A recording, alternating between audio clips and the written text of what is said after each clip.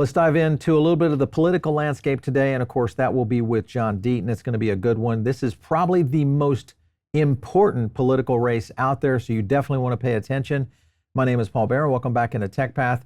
Before I get started, I want to thank our sponsor, and that is Tangem. If you're looking at self-custody, which is important because Elizabeth Warren likes to take away self-custody. So get your start right here with Tangem. Go over to tangem.com. You can get your own wallet. This is a physical wallet that works in tandem with an app. And of course, it's very easy to use, super simple to set up, and it'll start your self-custody journey. So use them, use our link down below just to help the channel. We've done a couple of videos for you guys, as you saw this last week. We talked, and most of this was covering the two debates that John Deaton had a chance to basically go head-to-head with Senator Warren. And we had different takes on each one. Go back and watch those videos. You guys will get a lot of really good clips of understanding a lot about what's happening. Today we'll break into that. I want to start off the show today with a couple of clips, and this is, of course, Deaton talking about crypto overall. Take a look. Every time I post something about you or retweet something about you, I get overwhelmed on my X account by crypto pitches. I've actually had to mute them, which, if you know me, I rarely ever do.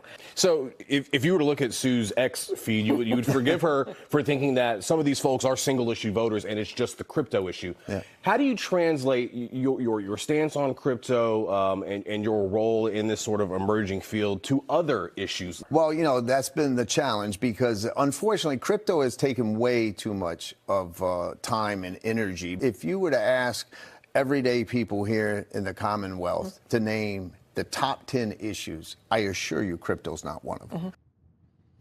So, of course, we look at it maybe a little bit differently than what John's talking about. We're going to grill him on that one. This is Perry Ann. We've had her on. This is coming from the Digital Chamber, I should say. And Perry Ann breaks it down a little bit further into maybe that crypto voters are being underestimated. Take a look. I would love to introduce America to the crypto voter bloc because I think most people have underestimated the power of crypto at the polls. We're releasing our national survey today, and we found that 1 in 7 active voters, not registered voters, these are the people most likely to show up to the polls, are saying that crypto will play a significant influence in who they are going to vote for at the polls, both for the president as well as for congressional seats. Somebody made a comment, there are more people in the U.S. that own crypto than dogs. And if that is true, wow, that's a pretty remarkable amount of people. I'm having a hard time believing that. The last comprehensive study was done in January of this year by Coinbase, and they said 52 million Americans own cryptocurrency today. And that was released in January. And of course, the spot Bitcoin ETFs launched a couple weeks after that. And we've had record inflows, billions of dollars of inflows into the ETF since. So I actually think that's a conservative measure. Wow. Interestingly, 4 out of 10 Black Americans are very pro-crypto, and crypto will be a determining factor at the polls for Black Americans. Well, I'm going to have to say, I think with Perry Ann's statement there, of course, the research they've been doing, also just what we see in terms of new people coming onto our own channel.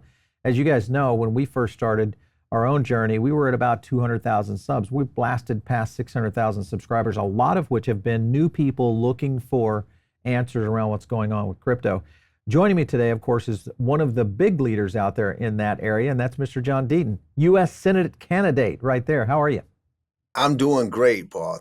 How are you today, man? Excellent, excellent. So we had a chance to watch two fun-filled and fact-filled debates that I think a little bit, the first one was a little bit different. Second one, I think you actually wiped the floor with Senator Warren without a doubt. So I was kind of sad that we didn't see as many people watching that one just because of, I think, the company that was, or the news outlet that was broadcasting it. So I want to get into some of the details today.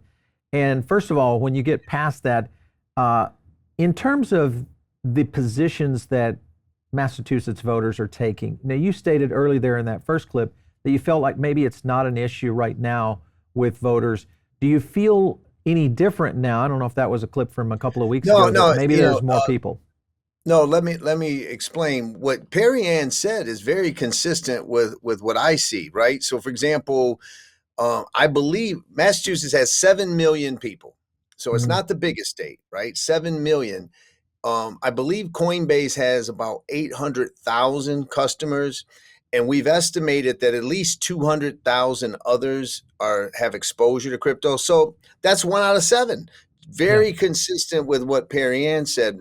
What I was doing, you got to understand also, was Senator Warren's trying to make me the one that the only thing I care about is crypto. Right.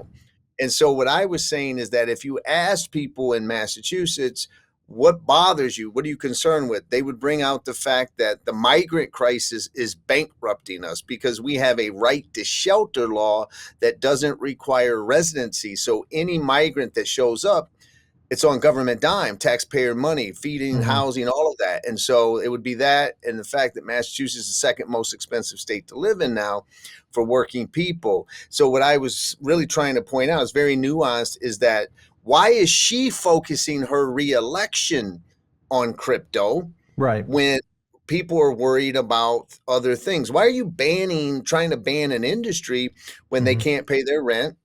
The inflation is crushing them, and the migrant crisis is destroying our state. And so that's really was the main local argument that I was making. I do believe, looking at what crypto's doing, staying with crypto and whatnot, if Brian Armstrong is correct, and that the battleground states that crypto voters, single issue voters on crypto, could be between 1% and 2%.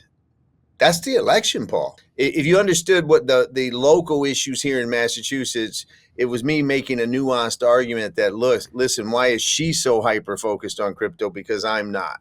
This was the Digital Chamber right here. A pro-crypto stance would likely have a net positive effect on voting, continuing to prove out that we're seeing a lot more black voters that are going to come in and say crypto is kind of one of the big factors right there that plays into this. Can I interject? Yeah, go ahead. Can I interject why? I want people to understand, when I say that I agree with you, Bitcoin and crypto to me represents freedom. It also represents the American dream, because you want to know, Paul, you and I think I don't want to insult you, but I think we're around the same age. I'm 57 years old, right? There And you so, in our generation, the American dream was you could buy a house and you would pay it off and you would have a savings account and, a little nest egg or whatever. Well, you can't afford a house today. So to me, Bitcoin and crypto is the new American dream. And so it doesn't surprise me that 4 out of 10 black guys are like, hey,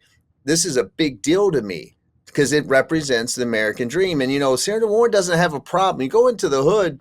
I was in a diner the other day in Roxbury, and there was an ATM for scratch tickets, right? People go in there, they put in $20, they get $20 of scratch tickets. No problem with that, Senator Warren, but you don't want someone to self-custody Bitcoin while the banks are actually getting to custody Bitcoin. And her policies actually don't help poor people or the middle class in any way. Yeah, well, I think that's the position that many of the voters there in Massachusetts probably are starting to come to realize. And it's kind of the future potential here. And because even those who do not own crypto, you could probably simply say, do you want the freedom to do that? Should you choose, to do it in the future? Trump and Harris voters tend to think on their own, which I think is the point I'm getting at. Their own candidate is more supportive, obviously, with crypto than the opposing candidate, that being Trump. And we're starting to see that spread out in the polls as well, if you look at Polymarket and other things out there. I want to go to a tweet that I thought was pretty interesting right here. This, of course, was Brian Armstrong agreeing that Massachusetts residents should vote for you. And crypto holders in Mass should realize that Senator Warren is the only one who got Gensler his job. And, of course, right behind that is Elon Musk saying yes. So looks like we have two pretty powerful individuals coming in and supporting you right now. How much of an impact do you think that might make? Because I think you could also look at Cuban, who's been very anti-SEC, that I would assume would support you. So that's both sides, very bipartisan. Yeah, I agree.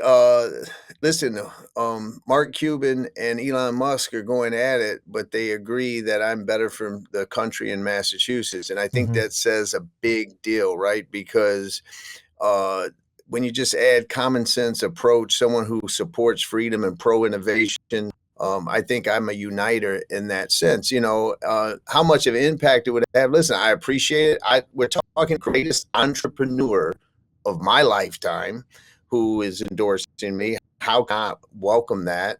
And Mark Cuban, he's trying to disrupt the pharmacy with his cost plus drugs to really make a difference in people's lives. I'm a big proponent of that, and he has sort of educated me and helped me on understanding how the 3 PBMs, have a stranglehold on the market at 80% of all scripts in America. So I have diehard Trump voters voting for me, diehard Harris voters supporting me, and I think that says a lot. How much of impact it will have? Listen, I certainly would welcome Elon to come to Massachusetts, and let's do a town hall A together. little town hall right there. That wouldn't and take I much. welcome Mark Cuban as well. Yeah, for sure. Well, one thing also that I think a lot of people kind of miss is Senator Warren's track record. And one of the things that she's been on record about is privacy and data. Going against that, there's a lot of people right now that are worried about the potential of a ban on TikTok. And now this gets into the younger crowd, including teens, but also a lot of people really probably within Massachusetts might say, okay, well, this is my own data. The potential of this could be in a scenario that could go against what Senator Warren is looking for. This is, again, freedom of information and protecting that. It's likely that TikTok will most likely be divested here in the U.S. If it is, it could possibly get into a blockchain platform, which would decentralize the data, and we could see one of our first decentralized social media networks. What are your thoughts on that? Do you feel that that's a good move right now, or where do you stand? Yeah, I think, listen, the one thing that surprised me is the Democratic Party used to be the party of no wars and staunch defender of First Amendment, and now it seems like it's flip-flopped.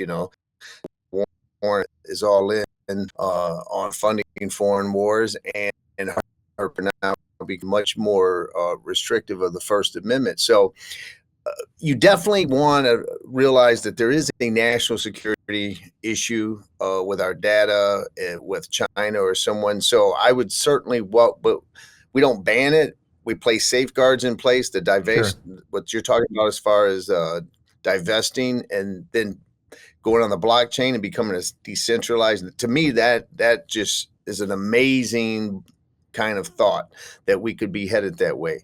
The bottom line is this: America has got to be the leader when it comes to these technologies, artificial intelligence, automation, robotics, blockchain technology.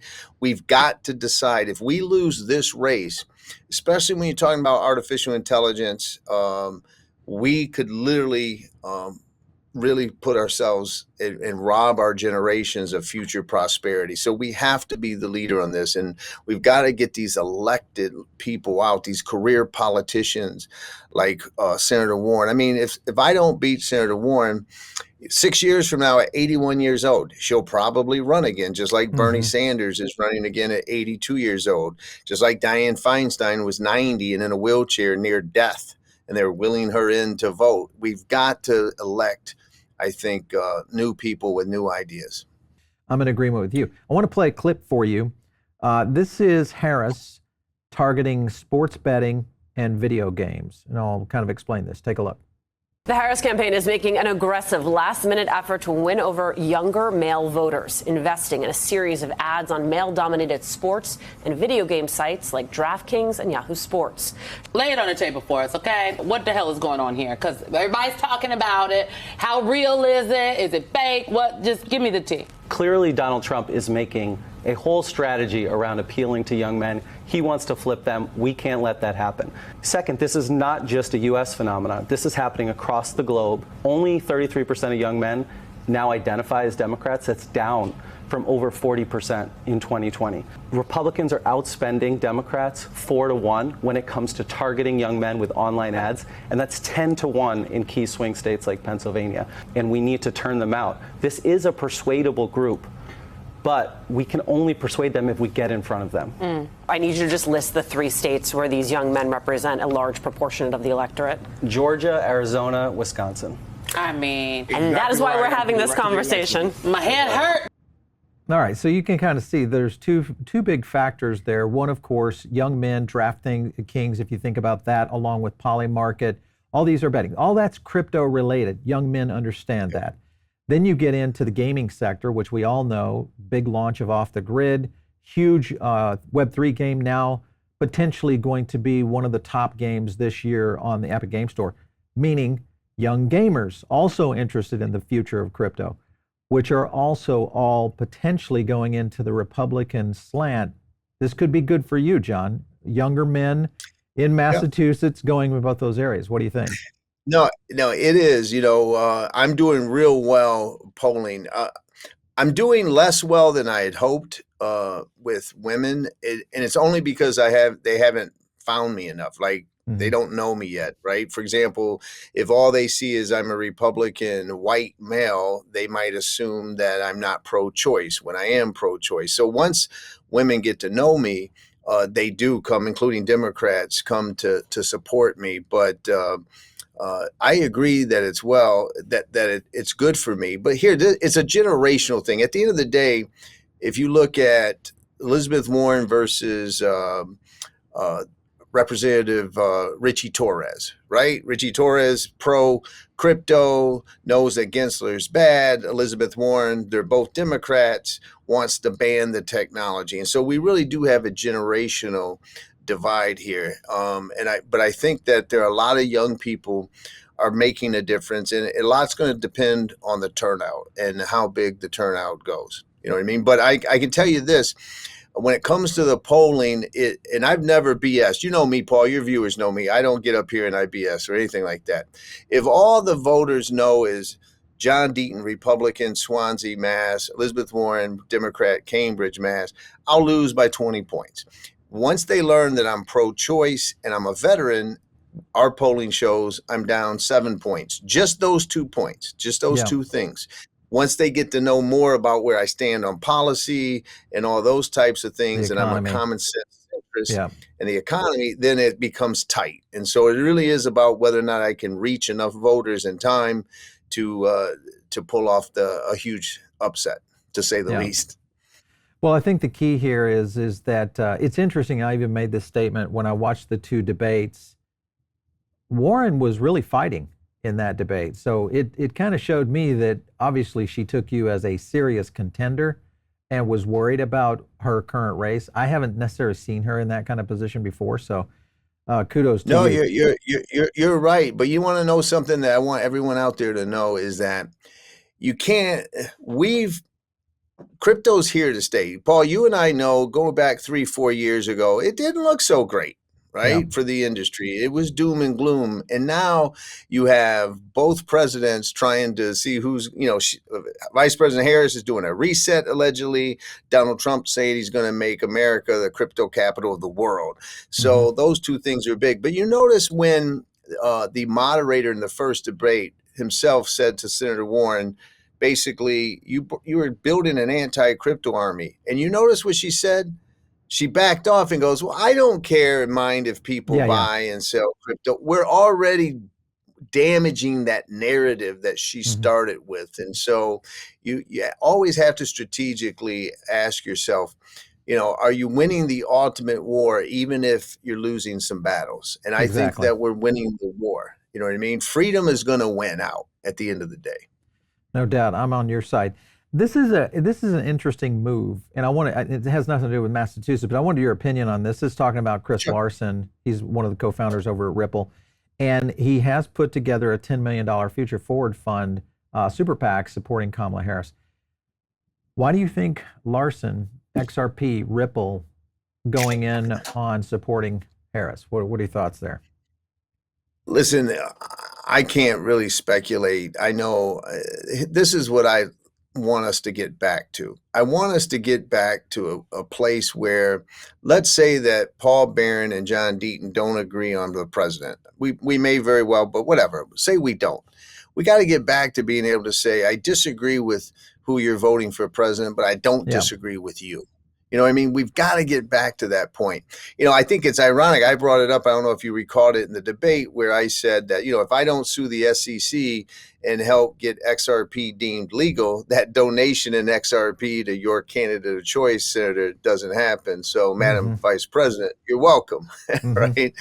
And so I think it's come a long way, though. I would think, just imagine we have both, and I tweeted this out today, we have both presidential candidates accepting crypto donations through Coinbase Commerce platform, yet Who has a the Wells SEC, notice?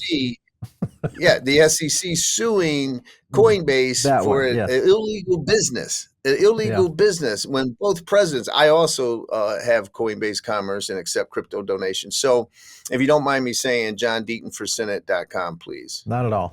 Absolutely. All right. But anyways, yeah, that isn't that crazy though? If that doesn't show you how broken her anti-crypto army is, and how insane Washington's become, that both presidents accept crypto from Coinbase, yet Coinbase has an illegal operation, according to Gary Gensler. Yeah, exactly. Yeah. For you guys who want to check the website out, John just mentioned it, JohnDeatonForSenate.com right there. You guys can get in there and, of course, donate, including crypto. So, and it's a good video to watch, too. I've watched this one. I think it's a good representation of what you're standing for there in the great state of Massachusetts, which are lucky to have you guys out there running like this, going head-to-head with Senator Warren. So I think it's great. I like that one. No fear and never give up. I want to talk about a couple of things, and that is polls, because I think there's a lot of people in Massachusetts who are not showing up in the polls. The polls actually, you know, it's 34-56 if you go to 538. This could be an easy miscarriage of a lot of votes that have not necessarily come together just yet. This is the most recent coming out of the WCVB poll, and you can see that on the 538 blog if you guys want to check it out. But if you look at Polymarket, it's a little different. I think that's more of a situation of the size of the race. You know, it's not a massive race, but it is an important race in Senate, in the Senate race, especially against Elizabeth Warren. So I think that's the factor that you've got to overcome. Hopefully, people are going to show up here. I've got some cool data at the end. I'm sure you're aware of it, but I don't think our audience is aware of it, especially those of you in Massachusetts. But I'm going to go to another tweet right here. This, to me, was a low blow, I thought, and that was coming in from Elizabeth Warren. She had this ad ready to go. Literally, it was queued up, ready to go right after your debate. So these are the kind of swamp creatures that we're dealing with here, John. Yeah, listen, she the bottom line, and I called her out. You know, she plays politics, but you know, I'm pro-choice, and she's still telling voters that she's literally misleading voters that somehow I will help a federal abortion ban. It just goes to show you, you know, my daughters asked me, Paul, not to run because they were like, politics are nasty, Dad, and we don't want, you know, you're just too honest, and it's not the world that you should be a part of. They didn't want to see the stuff that she's doing, but it's kind of desperate. At the end of the day, her fingerprints are on it. You know, if she doesn't in 2013 abolish the filibuster rule, the Supreme Court wouldn't have gotten the justices that they got, and Roe would still be the law of the land. So it just goes to show you that truth never gets in Senator Warren's way, ever. Moving on to the topic of the SEC, one of your favorite topics, and the potential of a Gary Gensler replacement. You've got a couple of people out there that are playing into this, including what the scoop from Laura Shin. This is basically maybe Kamala Harris positioning a couple of people, but one, of course, has been Chris Brummer. You guys might remember him. We've covered Blueprint before. And this is one of the Web3. So he's Web3 native. He kind of understands what's out there. Cuban is connected with him. If you go further, you can kind of see the relationship right there on the task force that was created already. Do you think Brummer would be a good selection for the SEC? You know, I really don't know Chris that well. I've never met him. I know that he's knowledgeable, but you know, we have to be careful when we say, well, the person's knowledgeable. Gary Gensler was knowledgeable, and he was at MIT. And so, but it's hard to imagine anything. I'll certainly go on record to say I believe Chris would be a lot better than Gary Gensler. Now, that's like someone saying John Deaton be a lot better than Elizabeth Warren, right? Sure. It's so bad that anything is an improvement. And so, but I would imagine with Mark Cuban having a close relationship with him, Mark seems to believe, you could take it or leave it, that's your opinion and position, but he genuinely seems to believe that Harris wants to do a reset. And so the fact that they're leaking out potential replacements of Gensler, is maybe indicative that she's going to do that. It's very difficult. Listen, you got Anthony Scaramucci helping Vice President Harris. You got Mark Cuban helping Vice President Harris. Both of them are certainly crypto friendly. And so you would imagine that they're in her ear saying Gensler is a problem. And he is a real problem. And the fact that she wants to do a crypto reset is a repudiation of Elizabeth Warren and her anti-crypto army. And with Elizabeth Warren now saying, I don't mind if people own crypto, I think people should feel confident that we are winning the war. Yeah. Do you think that Harris would pull the trigger as a last resort before the election on Gensler, maybe as a Hail Mary? I mean, if I were advising her, I would certainly say, listen, if crypto could be a 1% difference in the swing states, then you should come out right now and say that, maybe even announce, here are the 5 people. Yeah, like I'm going to replace him with one of these people, or not. Just come out and say that you're going to replace Gary Gensler as chairman on day 1 of your presidency, and that would send a message. You have to show some kind of action instead of just talk. People are exhausted from the talk. And so I think that would be smart of her. I'd be surprised if Mark Cuban and Anthony Scaramucci don't say to her, Madam Vice President, you really need to do this if you want to send the message to voters. Because I will tell you, I have had lifelong Democrat voters ask me one question, like, John, are you pro-choice? And I go, yes. They're like, okay, then I'm voting for you because they're crypto. Like it's a crypto person. And they just want to make sure I'm moderate on social issues. And once they find out I'm moderate on social issues, then the crypto becomes the issue for them. The factor. Right? Yeah, for sure. Becomes a factor. I'm looking at the registered voters. This is the party enrollment as of August 24th here in Massachusetts. I'll zoom in on this to show you. But if you look at the data, that's voters right there in the first column, Democrat, Republican, Libertarian, and unenrolled.